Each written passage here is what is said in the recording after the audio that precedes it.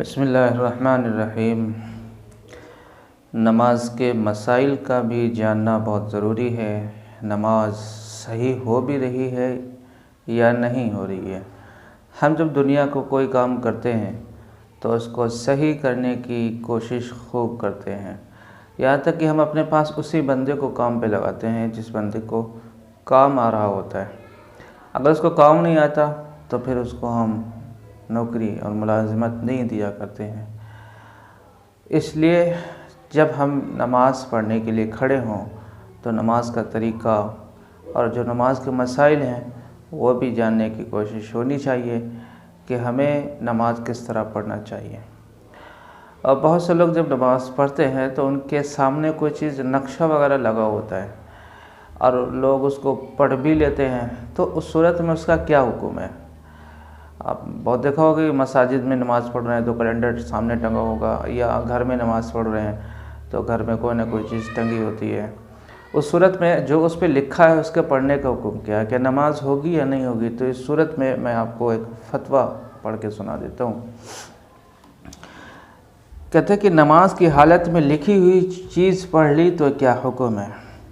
कहते हैं कि कसदन और इरादतन अगर हमने उसको पढ़ा है जानबूझ करके, मतलब ऐसे सर उठा के और ये पढ़ रहे हैं, ये फ़लाँ कंपनी का नाम है, ये फ़लाँ, तो कहा कि ये समझना और इसका पढ़ना मकरूह है। अलबत्ता नमाज फासिद नहीं होगी, यानी नमाज ख़राब नहीं होगी। और अगर पढ़ने में ज़बान को हरकत हुई तो ये तलफ़्फ़ुज़ हुआ, इससे नमाज फासिद हो जाएगी। मिसाल के तौर पे मैं खड़ा हूँ, मेरे होंठ नहीं चले और मैंने इसको पढ़ लिया तो नमाज फासिद नहीं होगी, लेकिन ऐसा जानबूझ कर करना मकरूह है। लेकिन इमाम साहब के पीछे हम खड़े हैं, हमें तो कुछ पढ़ना नहीं है, उस सूरत में जो लिखा हुआ था ना उसको हमने पढ़ना शुरू कर दिया, इस सूरत में हमारी नमाज फासिद हो जाएगी। अब दोबारा इस नमाज को हमें पढ़ना पड़ेगा। तो ये बहुत एहतियात की चीज़ें होती हैं। जब कुछ नहीं पढ़ना होता है तो बंदा इधर उधर कहीं लग जाता है नमाज के अंदर भी, तो इसलिए एहतियात करनी चाहिए कि हमारे नमाज के सामने या जो मसाजिद में कहीं भी इस तरह की चीज़ें लगी हों उनको साइड में रखना चाहिए, सामने ना हो। सामने अगर होगी तो हम इमाम के पीछे तो हमें कुछ पढ़ना नहीं है, तो वही पढ़ लेते, कैलेंडर पढ़ लेते, तो इससे नमाज फासिद हो जाती है। मगर नमाज कहते हैं अगर जमाई ना रखे, मतलब जो है इत्तेफाकन ऐसे नज़र पड़ रही और मैंने पढ़ लिया तो कोई मसला नहीं है, लेकिन हम उसमें देख रहे हैं बार बार, इससे नमाज बिल्कुल फासिद हो जाएगी। अब मसला ये है कि हमारी नमाज कज़ा हो रही है और अगर हम गुस्ल मेरे ऊपर वाजिब है, अगर गुस्ल करते हैं तो इतना वक्त नहीं है कि नमाज में पढ़ूँ, नमाज कज़ा हो जाएगी। उस सूरत में क्या तयम्मुम कर सकते हैं। तो इस पर फतवा दिया है दारुल देवबंद की जानिब से, और फतावा महमूदिया में भी है। सफ़ा नंबर 264 जिल्द नंबर 10 में लिखा है कि इस सूरत में वो तयम्मुम नहीं करेगा, बल्कि नमाज अगर कज़ा हो रही तो होने देगा, लेकिन वो तयम्मुम नहीं करेगा क्योंकि ये चीज़ मौजूद है, पानी मौजूद है, और पानी की शक्ल जब मौजूद ना हो तो फिर तयम्मुम कर सकते हैं। अलबत्ता नमाज जनाजा का बदल नहीं है, इस वजह से उसका तयम्मुम किया जा सकता है। इसी तरह से क्योंकि नमाज जुमा का तो बदल है ही नहीं, वो उस नमाज जनाजा का, इसलिए, और ईद की नमाज का कोई बदल नहीं है, इसलिए उसमें भी अगर इस तरह के हालात आ जाते हैं तो फिर तयम्मुम किया जा सकता है। नमाज फ़जर के बाद किताब सुनना कैसा है, तो ये सही है।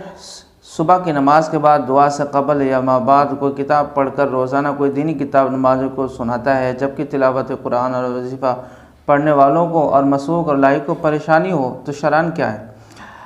तो कहते हैं कि मुसलमानों में आमतन दीन से बेरगबती और बेअमली है, इसको दूर करने के लिए दीनी मोतबर किताब को सुनाना बहुत मुफीद है। इसलिए इसमें कोई मतलब किसी ने एक एतराज़ और एक इश्काल किया था कि हमें नमाज़ पढ़ने में दिक्कत होती है और ये लोग किताबें लेकर बैठ जाते हैं। चूँकि मुसलमानों की बेरगबती की वजह से इसलिए वो किताबें सुनानी पड़ती हैं, इसलिए उनको सुनाना बहुत मुफीद है। मुफ्तियान किराम ने जो फतवा दिया है वो इसको दुरुस्त लिखा है। अब एक बहुत अहम मसला है, गुड़गांव में मिसाल के तौर पे हम रहते हैं और यहाँ पे या सफ़र पे कहीं जाते हैं, उस सूरत में हमारे पास वक्त नहीं होता या हम लेट हो जाते हैं और 11 बज गया मिसाल के तौर पे रात के, और इशा की नमाज़ पढ़नी है, तो करते करते करते करते अगर हम 1:30 बजे 2 बजे सो रहे होते हैं तो उस वक्त में हम इशा की नमाज़ पढ़ते हैं, या इस तरह से लेट करते चले जाते हैं। हम नमाज़ पढ़ सकते हैं लेकिन सुस्ती की वजह से मैं वहाँ तक चला जाता हूँ, 12 बज जाता है, 11 बज जाता है, 1 बज जाता है और इशा की नमाज़ नहीं पढ़ पाते हैं, लेकिन पढ़ के सोते हैं। तो इस सूरत में क्या लिखा है? मसला है कि निस्फ शब के बाद इशा की नमाज तो दुरुस्त है और वो अदा सही भी हो जाती है, मगर बिला उज़्र इतनी ताख़ीर करना मकरूह है। नमाज में कोई करायत नहीं है, लेकिन जानबूझकर जब हम इसको आदत बना लेते हैं तो ये मकरूह बन जाता है। और ये जो मैंने जो बात नकल की है, इमदादुल अहकाम सफ़ा नंबर 407 जिल्द नंबर 1 में ये बात लिखी है कि नमाज तो अदा हो जाएगी, लेकिन इतनी ताख़ीर करना अमदन ये मकरूह है। नमाज में क्या हर रकात में हम बिस्मिल्लाह पढ़ेंगे? तो ये क्या मसला है? तो इमाम और मुनफरिद तन्हा नमाज पढ़े और हर रकात के आगाज़ में यानी सुबहानक अल्लाहुम्मा के बाद बिस्मिल्लाहिर रहमानिर रहीम कहे, ख्वाह व नमाज सिर्री हो या जहरी हो, हल्की आवाज़ वाली हो या बुलंद आवाज़ वाली हो, तो इसमें बिस्मिल्लाह पढ़ना चाहिए। अगर मेरे ऊपर किरात वाजिब हो रही है, मिसाल के तौर पे मुझे 4 का सुन्नत पढ़नी है, तो मैं हर रकात के लिए उठूँगा तो बिस्मिल्लाहिर्रहमानिर्रहीम अल्हम्दुलिल्लाहि रब्बिल आलमीन, तो बिस्मिल्लाह पढ़ना बहुत ज़रूरी है, मतलब सुन्नत है। नहीं पढ़ेगा तो नमाज में कोई ख़राबी तो नहीं आएगी, लेकिन खिलाफ सुन्नत करना यह गुनाह सगीरा होता है, गुनाह सगीरा। और कुरान में है ववजदू मा अमिलू हाज़िरा वला यज़लिमु रब्बुका अहदा, सारी चीज़ें मेरे सामने हो, तो खिलाफ सुन्नत हर काम मकरूह है, इससे बचना चाहिए और यह गुनाह सगीरा है। एक मसला बहुत अहम है कि इमाम के लिए इमाम कैसा होना चाहिए। ये बहुत ही अहम मसला है। जो भी देखो कि वो इमाम बना फिरता है, एक तो मजबूरी है कि एक तो मस्जिद में नमाज नहीं हो रही है, फिर इस सूरत में किसी को इमाम बनाना, कोई किरात अच्छी हो तो उसको इमाम बनाना तो दुरुस्त है, लेकिन कोई रेगुलर अगर कोई इमाम बनता है तो इस सूरत में अल्लाह के हबीब सल्लल्लाहु अलैहि वसल्लम ने फरमाया कि वो आलम बिस्सुन्ना हो, यानी उसको मसाइल खूब आते हों, कुरान का तर्जुमा आता हो, हदीस भी आती हो, और वो उम्मत के मसाइल को सुलझाना भी जानता हो शरीयत की रोशनी में। जब उसको शरीयत का पता नहीं होगा तो वो उम्मत के मसाइल को कैसे वो हल कर पाएगा। इसलिए इमाम का अच्छा होना, अच्छी किरात का पढ़ना और साथ ही साथ मसाइल का जानना और कुरान की तफसीर करना और उसके उम्मत के मसाइल का हल करना भी ज़रूरी है। इसलिए रेगुलर जो इमाम हो, तो इसी तरह से अल्लाह के हबीब सल्लल्लाहु अलैहि वसल्लम ने फरमाया है कि इमाम का आलम बिस्सुन्ना होना भी बहुत ज़रूरी है। अच्छा, एक मसला ये है कि हमारे यहाँ कि किरत जो होती है, जब हम तन्हा नमाज़ पढ़ते हैं, हमारी जमात फौत हो गई, छूट गई, अब इस सूरत में हम मगरिब की मिसाल के तौर पे मेरी नमाज़ छूट गई है, अब हम अकेले पढ़ेंगे तो उसमें जो जहरी किरत जो होती है अल्हम्दुलिल्लाह रब्बिल आलमीन और सूरत ज़ोर से पढ़ते हैं, अब हम जब अकेले पढ़ेंगे तो उसका क्या हुक्म है? तो उसका हुक्म यह है कि हम इतनी ज़ोर से पढ़ें कि अपनी किरत को कम से कम जो दर्जा है वो ये है कि हम खुद उस आवाज़ को सुन लें, यानी अपने पढ़ने को खुद सुन लें। अगर इतना भी हम नहीं करते तो फिर ये नमाज नहीं होगी, क्योंकि जहरी नमाज को जहरन अदा करना भी ज़रूरी है। इसलिए इसका ख्याल रखें कि हमारे होंठ हिलने चाहिए और इतनी बुलंद आवाज़ भी हो कि हम खुद सुन लें, वरना जो इसका दर्जा है वो ये है कि हम इतनी तेज़ पढ़ें कि बगल वाला तो सुन ले। अगर इतना नहीं कर सकते तो खुद को तो कुछ सुनाई दे। तो इतनी किरत करना, इतनी बुलंद आवाज़ से किरत करना वाजिब है। अगर ऐसा नहीं किया तो नमाज नहीं होगी। इसका बहुत ख्याल है। लोग बहुत ही ऐसे पढ़ते हैं जैसे ज़ोहर की नमाज़ पढ़ रहे होते हैं, इसी तरह से मगरिब की भी नमाज अकेले पढ़ लेते हैं। इस सूरत में वो नमाज नहीं होगी।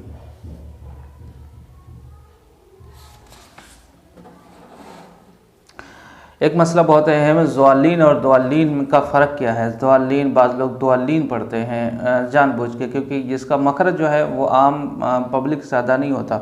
तो इस सूरत में कहते हैं ज़वालीन को दुआलीन पढ़ने से नमाज होती या नहीं। कोई बंदा दुआलीन यानी दाल पढ़ता है ज़ुआत की जगह पे, क्योंकि ज़ुआत का जो मखरज है वो जब वो मदा करते हैं वो दूसरे को जो सुनाई देता है वो दाल सुनाई देता है, लेकिन जो इस मखरज को जानता नहीं है, तजवीद को नहीं जानता, वो जानबूझ के दाल पढ़ता है, तो फिर उसका क्या हुक्म है।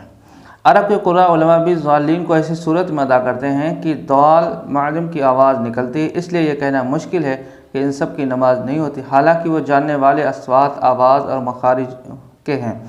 इस सूरत में नमाज तो अदा हो जाएगी, लेकिन ऐसा भी करना, दालिन पढ़ना भी मकरूह है।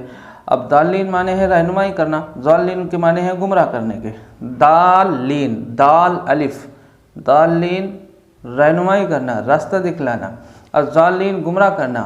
अगर कोई बंदे को पता है ना दालिन के माने ये है, ज़ालिन के माने ये है, और उसको जानबूझकर करता है तो नमाज फासिद हो जाएगी और गुनाह कबीरा ये इस तरह का करना है। इसलिए ज़्यादा कारी बनने की ज़रूरत नहीं है। आवाम पब्लिक जो है ज़ुआद को ज़ुआदी पढ़े, ज़ुआलीन पढ़ ले। कोई तजवीज़ जानता है तो उसकी बात अलग है, वो आसानी से निकलता भी नहीं ज़ुआद है। फतावा महमूदिया और सफ़ा नंबर 186 जिल्द नंबर 2 में ये लिखा हुआ है कि जो शख्स ज़ुआद को सही अदा करने पर कादिर हो, फिर भी वो जानबूझ करके दाल पढ़ता है तो उसकी नमाज नहीं होगी। ये साफ लिखा हुआ है और ये मेरे पास किताब है और इसमें ये लिखा हुआ है, ये देखिए ये मसला लिखा हुआ है,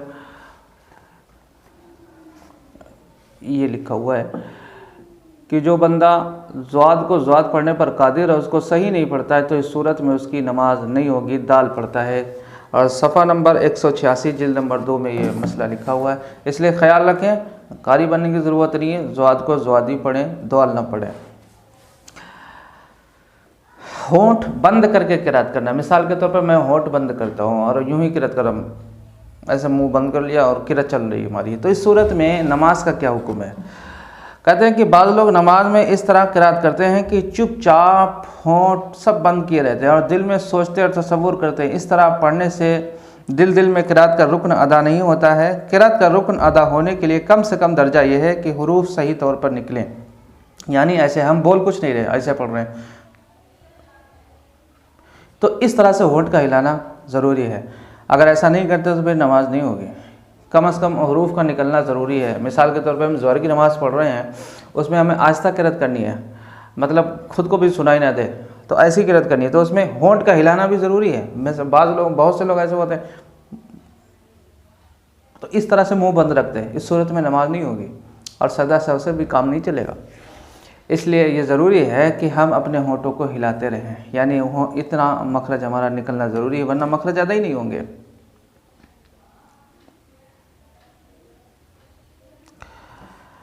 नमाज में क़िरात इस तरह करना चाहिए कि ज़बान से सही हुरूफ अदा हों और आवाज़ दूसरों को न सुनाई दे, इतना होना चाहिए, लेकिन होंठ हिलने ज़रूरी हैं। तो ये कुछ अहम मसाइल थे। इंशाल्लाह मैं आगे इसकी सीरीज़ पूरी बनाऊंगा कि जो मोटी मोटी गलतियां हमारी नमाज में होती हैं उनको सीखने के लिए अल्लाह तबारक व तआला